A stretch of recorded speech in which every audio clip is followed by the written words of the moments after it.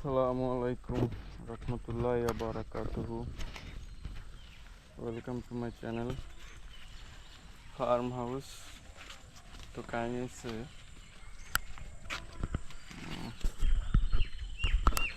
ছাগল তিনটা আলহামদুলিল্লাহ ভালোই খাইতেছে। তো বিকেল টাইমটা বেশি ঘাস খাওয়া প্রয়োজন, এই জন্য বিকেল টাইমটা নিয়ে আসছি ঘাস খাওয়ানোর জন্য। তারপর ঘাসের পাশাপাশি আপনার এই যে এটা পাকিস্তানি পাতা বলে, পাকিস্তানি পাতাটারও খাওয়াইতেছি। আলহামদুলিল্লাহ সবাই খাইতেছে। তো ছোট পরিসরে একটি খামার শুরু করলাম 4টা ছাগল দিয়ে। আমি মনে করি সবসময় চারটা 3টা দিয়ে শুরু করাটাই বেস্ট, এই জন্য 4টা দিয়ে শুরু করেছি।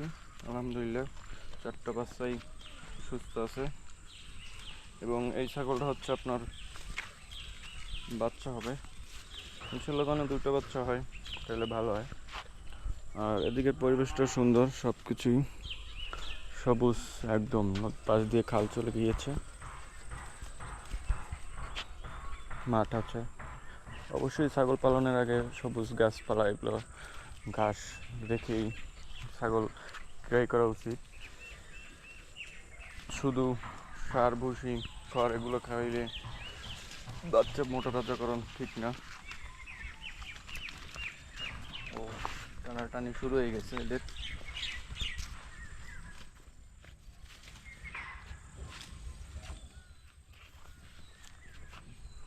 শুধু এদের দুষ্টুমিগুলো দেখুন, সুস্থ এক জায়গায় তো থাকতেই না।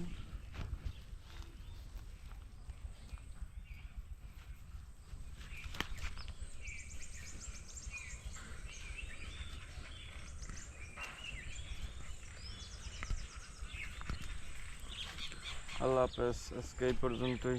কালকে ইনশাল্লাহ আবার নতুন কোনো ভিডিও দেব। আল্লাহ হাফেজ।